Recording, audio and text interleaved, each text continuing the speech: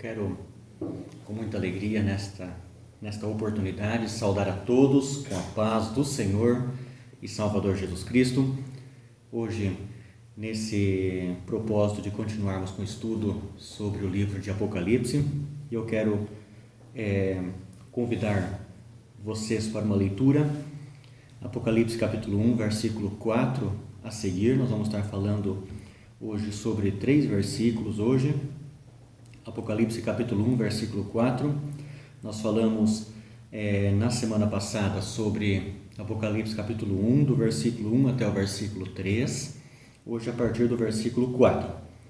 João, as 7 igrejas que estão na Ásia, graça e paz seja convosco da parte daquele que é, vírgula, que era, vírgula, e que há de vir, vírgula, e dos 7 espíritos que estão diante do seu trono, e da parte de Jesus Cristo, que é fiel testemunha, o primogênito dos mortos, e o príncipe dos reis da terra, aquele que nos ama e em seu sangue nos lavou dos nossos pecados. Ele nos fez reis e sacerdotes para Deus e seu Pai. A Ele glória e poder para todo sempre. Amém. Eis que vem com as nuvens e todo olho o verá, até mesmo que o transpassaram, e todas as tribos da terra se lamentarão sobre ele. Sim, amém. Eu sou o Alfa e o Ômega, o princípio e o fim, diz o Senhor, que é, que era e que há de vir, o Todo-Poderoso. Muito bem, esse texto é escrito por João na revelação que Deus deu para ele lá na ilha de Patmos, quando ele inicia o versículo 4. Ele diz aqui, inicialmente coloca a palavra João, citando ele como instrumento usado por Deus às 7 igrejas que estão na Ásia. Então, inicialmente, o livro de Apocalipse, ele coloca, são 7 igrejas representativas da Ásia, que elas representam, na época, eram igrejas locais, igrejas nos quais, inclusive, João teve, por exemplo, a igreja de Éfeso, que foi uma igreja que o próprio apóstolo João, ele teve, pastoreou aquela igreja, cuidou aquela igreja, amou aquela igreja, visitou aqueles irmãos, e Deus usa na sua divina sabedoria, ele usa 7 igrejas da Ásia como exemplos de 7 fases, de 7 épocas diferentes em que a igreja ela passaria no decorrer dos séculos até o momento do arrebatamento da igreja. As 7 igrejas que estão na Ásia. Ele coloca 2 pontos e coloca graça e paz. Importante observar aqui que aqui nós temos um texto doutrinário. Graça e paz. Não vem a palavra paz primeiro, depois a palavra graça. Vem em primeiro lugar a palavra graça e depois a palavra paz. Por quê? Porque tem que ser assim.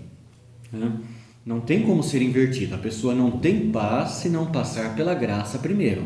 Primeiro vem a graça. Depois que a pessoa entrou pela graça, o que é a graça? A graça é aquilo que o Senhor concede gratuitamente para nós. O homem era perdido, o homem era frágil, o homem é frágil. Ele não consegue chegar à perfeição, ele não consegue chegar à salvação sozinho. Ele precisa entrar por aquilo que Cristo ofereceu. Cristo colocou ao nosso dispor. Então é um favor que Deus deixou para o homem perdido. A pessoa entra pela graça, entra, e o que é realmente, qual que é o meio que ele deixou? É através da cruz. Através da cruz, a pessoa chega por meio da cruz, alcança a graça. Quando alcança a graça, ele tem o perdão de Deus e ele tem paz no coração. Portanto, é importante ressaltar que tudo que está na Bíblia, ela tem uma sequência certa. A vírgula está no lugar certo, ponto e vírgula está no lugar certo, 2 pontos está no lugar certo, toda a pontuação está correta, tá? Então, quando a Bíblia diz aqui graça e paz, é porque tem que necessariamente ser assim. Primeiro a pessoa entra pela graça, depois tem paz, alcança paz.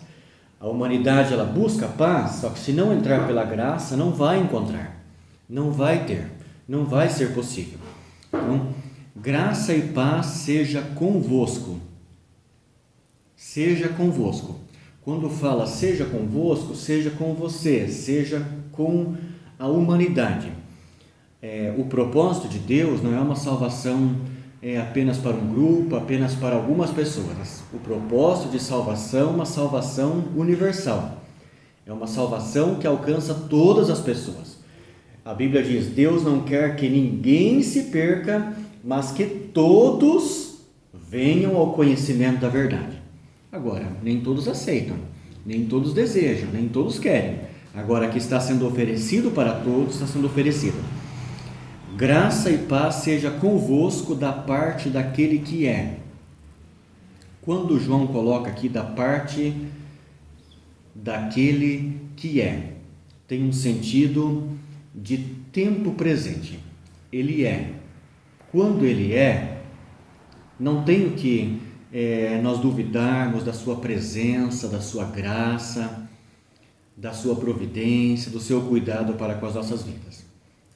O servo de Deus, ele pode estar passando por momentos de dificuldade, de angústia, perfeitamente. Nós estamos sujeitos a tudo isso aqui na terra. E o próprio Jesus disse: no mundo tereis aflições, mas tende bom ânimo, eu venci o mundo. Não existe circunstância que crie uma dificuldade de ação para o Senhor. Ele continua sendo. É um sentido de perpetuidade, é um sentido de continuidade, é um sentido que isso vai numa sequência daquele que é. Aí depois vem na sequência o que era e o que há de vir. Então, tanto ele é o Senhor que ele era, ele é eternamente, ele continua sendo poderoso. Pode vir coronavírus, pode vir tantas pestes, tantas dificuldades, tantas intempéries, tantas dúvidas no coração, mas o Senhor continua sendo, ele é. E deixa essa palavra que a Bíblia nos diz nesta oportunidade: ele é o Todo-Poderoso. Quando lá no livro de Mateus, no Evangelho de Mateus, quando ele vai encerrando a carta, Jesus disse: eis que eu estarei convosco todos os dias, até a consumação dos séculos. A seguir, ele diz: daquele que era e daquele que há de vir, e da dos 7 Espíritos que estão diante do seu trono. Eu quero compartilhar com vocês o que a Bíblia diz, o que são esses 7 Espíritos. Vamos abrir lá em Isaías capítulo 11, versículo 2. Livro de Isaías, profeta Isaías, capítulo 11, versículo 2, ele explica, a Bíblia é autoexplicativa. A Bíblia explica a Bíblia.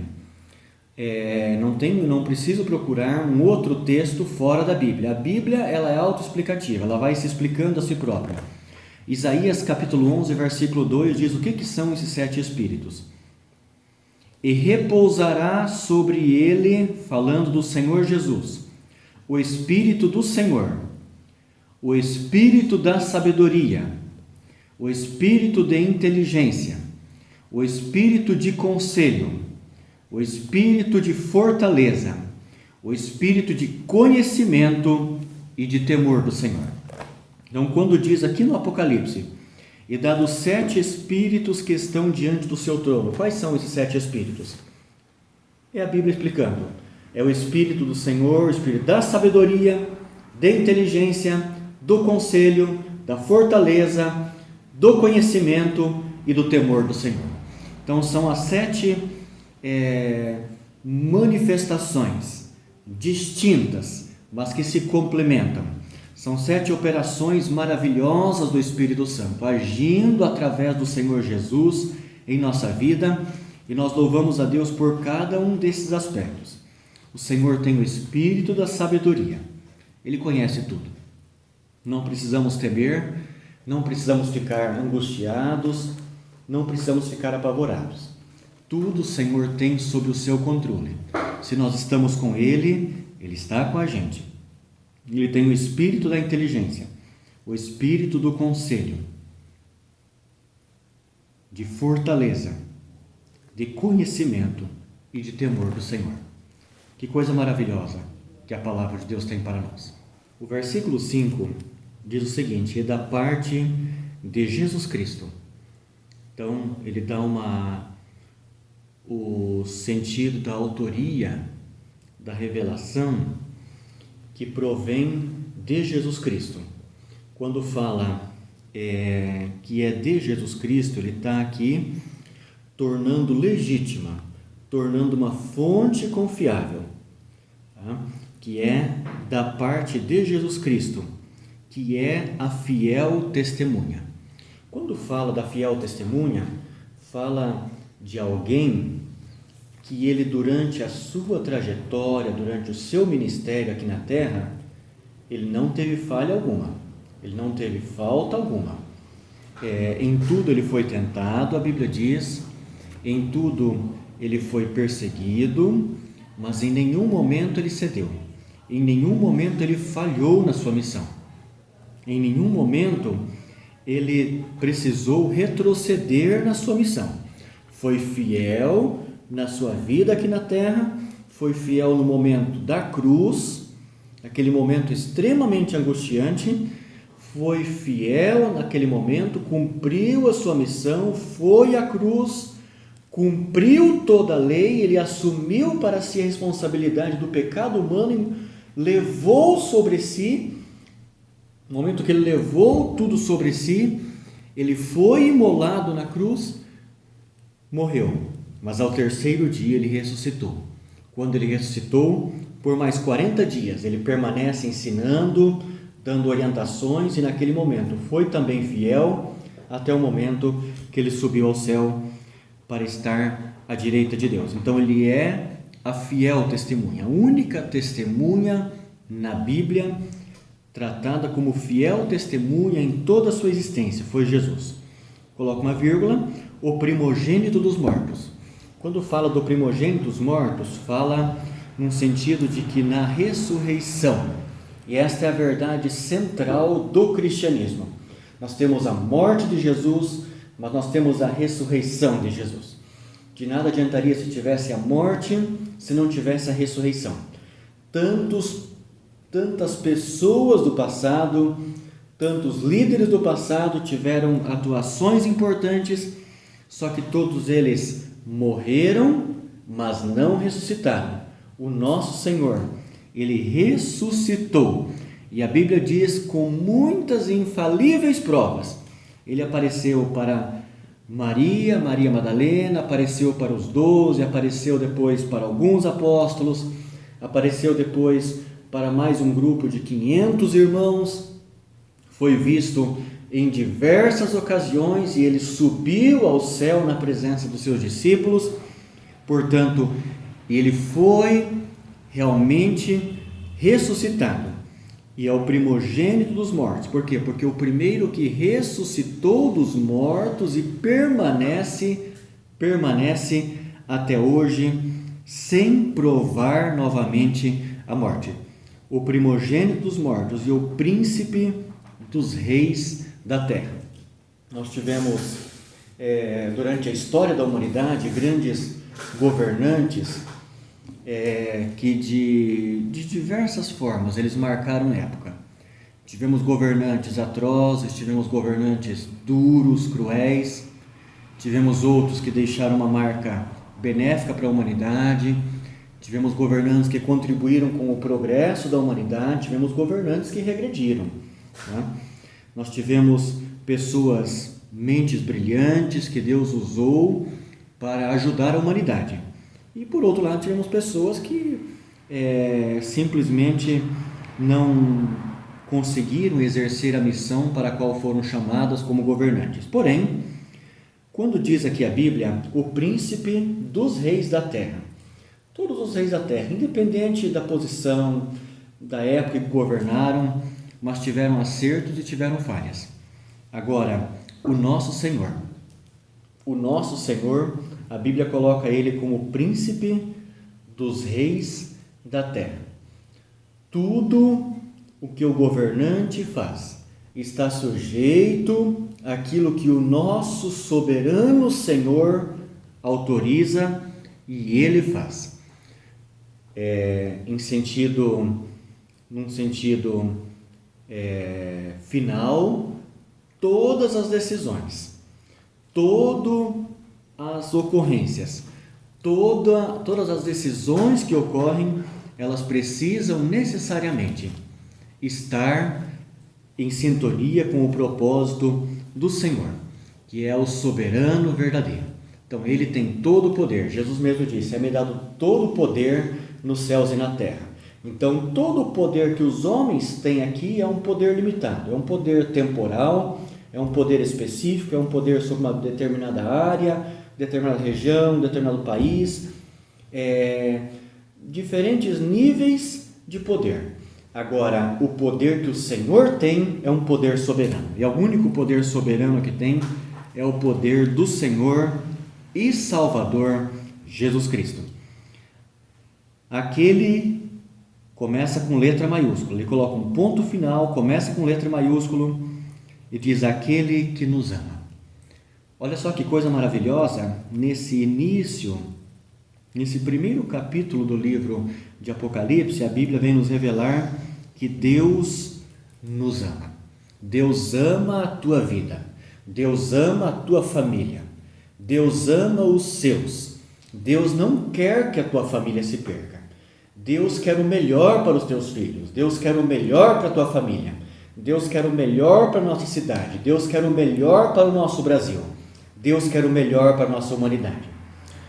Ele nos ama, tanto é que Ele deu e demonstrou esse amor de uma forma tão clara. Deixou o seu trono de glória, veio, se tornou homem para padecer as coisas que nós padecemos aqui, para sofrer as coisas que nós sofremos. Jesus teve dor de dente, teve dor de cabeça.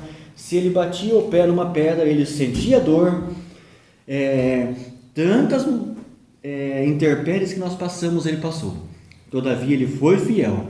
E Ele demonstrou, a Bíblia diz lá em João capítulo 3, versículo 16: porque Deus amou o mundo de tal maneira que deu o seu Filho único, para que todo aquele que nele crê não pereça, mas tenha a vida eterna. O plano de Deus é que nenhuma pessoa se perca. O plano de Deus é que todos venham ao conhecimento da verdade salvadora em Cristo Jesus. Ele nos ama, e em seu sangue nos lavou dos nossos pecados. O único meio da pessoa ter lavado seus pecados é através do sangue de Jesus. Esse é um tema central da Bíblia. Esse é o tema central do cristianismo. Esse é o tema central do Evangelho. Não existe outro meio a não ser através do sangue de Jesus.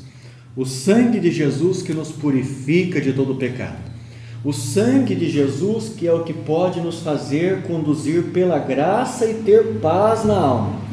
A pessoa, ela pode tentar a paz através de uma instituição? Pode tentar, mas é um meio limitado. A pessoa pode tentar a paz através de uma entidade? Pode, mas é um meio limitado, a pessoa não vai alcançar. A pessoa pode tentar através do seu esforço humano? Pode tentar, não tem problema nenhum, pode tentar.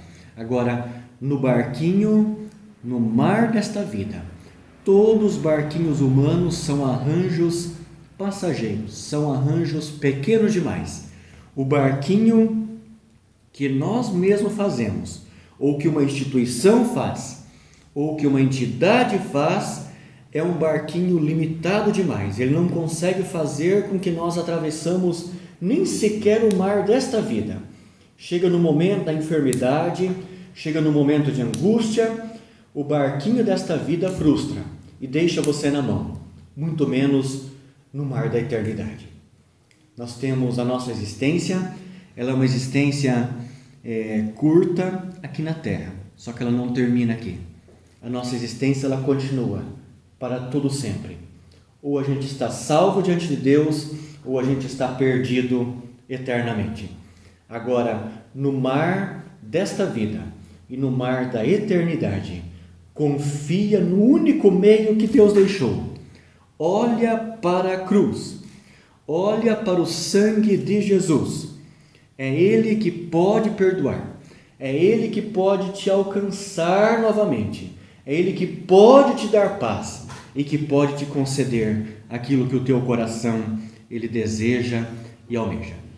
A seguir, o versículo de número 6 diz o seguinte: nos fez reis e sacerdotes para Deus e seu Pai.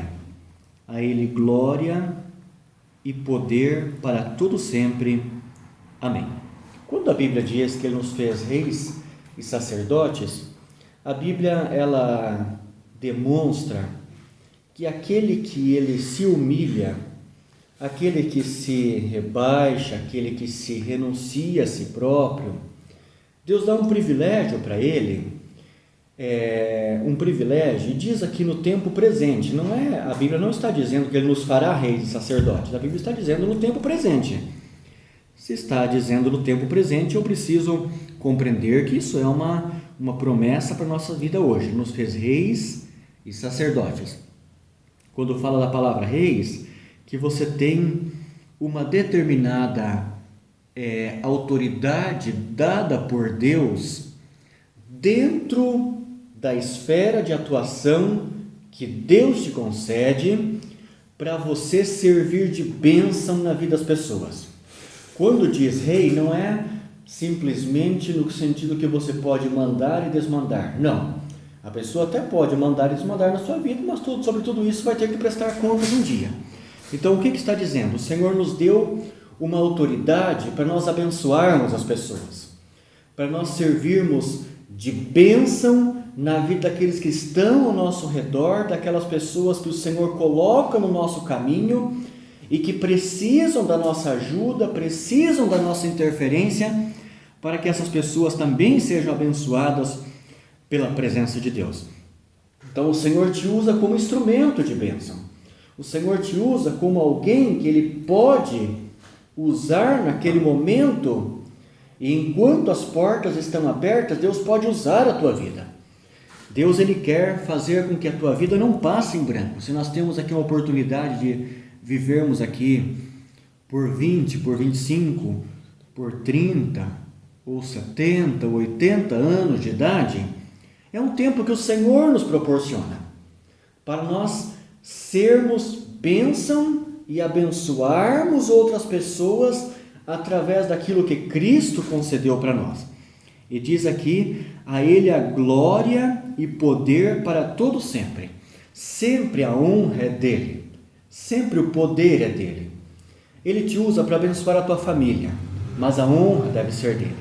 Ele te usa para abençoar a escola que você está, mas a honra é dEle, o poder é dEle.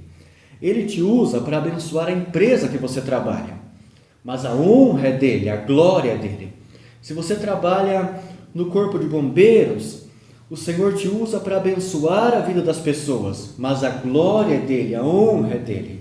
Se Ele te usa como uma enfermeira, amém, deixa Deus usar a tua vida naquilo você pode, faça o melhor que você pode, faça da melhor maneira que você pode, trabalha com todas as tuas forças, ajude as pessoas, ajude o reino, ajude a humanidade. Agora a honra é dEle, a glória é dEle, porque quem deu a inteligência foi Ele, quem deu a força foi Ele, quem deu a oportunidade foi Ele, quem abriu as portas foi Ele. Se o Senhor te deu a oportunidade para trabalhar numa indústria, amém, ali você abençoe as pessoas, ajude a humanidade, através de um trabalho, pode ser mais humilde ou mais simples como for, ou um trabalho de mais complexidade, mas todos os trabalhos são importantes, e através daquilo, Deus quer usar a tua vida, Deus quer abençoar a tua vida de uma forma maravilhosa, independente do trabalho que você esteja. Deus está te dando uma oportunidade. Se você tem uma oportunidade de realizar um trabalho por um determinado período, aquilo não é em vão, aquilo o Senhor quer usar a tua vida. E essa é uma promessa que nós estamos na introdução do livro de Apocalipse aqui, falando sobre a caminhada cristã. é uma introdução que o Espírito de Deus está possibilitando aqui através da sua palavra, para nós compreendermos a dimensão da nossa missão. Se Deus te colocou numa família, é porque ali o Senhor quer te usar como rei e sacerdote, não para ser um arbitrário, não para ser um carrasco, mas para você ser uma pessoa prudente, para você ser uma pessoa que exerça autoridade no limite certo que Deus te deu, não para permitir que a desordem se instaure ali, mas para que você seja uma bênção reguladora, uma bênção ordeira, uma bênção que venha contribuir para que a humanidade, para que as pessoas que estão ao teu redor se sintam amparadas pelo grande Rei dos Reis, Senhor dos Senhores, mas o instrumento é a tua vida. Querido irmão, a tua vida é preciosa, a tua vida é maravilhosa, você tem uma missão por demais especial. A tua missão não é pequena, a tua missão é uma missão bonita, a tua missão é uma missão gloriosa. Deixa Deus usar a tua vida para a glória do seu nome. É Ele a glória e poder para todo sempre. Eu preciso reconhecer, através dessa palavra, que a força não é minha, a voz não é minha, a visão não é minha, a audição não é minha, a inteligência não é minha. Eu preciso reconhecer que se eu posso me locomover com os dois pés de um lugar para outro, isso não vem de mim próprio. Se eu tenho os dois braços, se eu tenho a possibilidade, se eu tenho uma esposa, se eu tenho filhos, se eu tenho um local de trabalho, se eu tenho o ar que eu respiro, se eu tenho oxigênio, se eu tenho o alimento na mesa, se eu tenho a água para tomar, se eu tenho todas essas oportunidades para fazer alguma coisa para Deus, a Ele a glória e poder para todo sempre. Quantas vezes as pessoas, nessa tendência atual, trocam a honra dele, a glória dele, pelo mérito humano. Acham que o sucesso depende do seu próprio esforço, tão somente e unicamente. Hoje nós temos uma tendência, através do pensamento positivo, uma tendência humana, que é através dos meios humanos, através dessa tendência de você, do positivismo ideológico, no qual você pode, você consegue, você determina, você realiza, você faz, você conquista, por tudo aquilo que você imagina, você consegue. Existem inclusive treinamentos específicos para isso, curso específico para isso, na realidade, que estão na base, acabam colocando o centro da ação no ser humano, o centro da força no ser humano. Agora, tudo isso é limitado. A pessoa ela permanece com essa forma de pensar enquanto a pessoa não vai no hospital e é diagnosticado com uma enfermidade, a pessoa precisa deitar lá e ficar 2 ou 3 dias ou mais internado. Quando a pessoa passa por isso, a pessoa muda de pensamento. A pessoa ela pensa dessa forma através do positivismo ideológico, centrando a ação apenas na pessoa, enquanto tudo está bem na sua vida. Agora, quando frustra, quando o pneu do seu veículo, da sua vida fura, e ele precisa recorrer ao step, e o step ele não tem naquele momento, ele muda de opinião. Por quê? Porque a honra é dele. Isso é um fundamento bíblico. Eu tenho que levantar de manhã e dizer como disse o salmista: eu me deitei, me levantei porque o Senhor me sustentou. Eu preciso chegar na hora da refeição e agradecer a Deus, porque a honra é dele, a glória é dele, o alimento é dele. Do Senhor é a terra e a sua plenitude, o mundo e aqueles que nele habitam. Quem é o homem? Quem é a pessoa humana? Nós dependemos inteiramente do Senhor. Portanto, reconheça o Senhor. E essa é a recomendação bíblica para nós nesta oportunidade tão sublime e tão especial. Reconheça Deus na tua vida. Reconheça Deus com todas as tuas forças. E o Senhor vai estar contigo. A Ele a glória e poder para todo sempre. Amém. Com esta palavra, então, a Ele a glória e o poder para todo sempre. Eu quero agradecer a todos vocês que me ouvem e me assistem nesse momento, agradecendo ao Senhor por esta oportunidade, nesta data de hoje, e convido para estar amanhã conosco novamente. A partir do versículo 7, queremos estar transmitindo mais uma parte desse momento tão glorioso, dessa explicação tão especial, dessa revelação maravilhosa que a palavra de Deus tem para os nossos corações. Deus abençoe grandiosamente a vossa vida, a vossa família. Deus abençoe a nossa cidade. Deus abençoe o nosso querido Brasil. Deus abençoe a humanidade. Amém.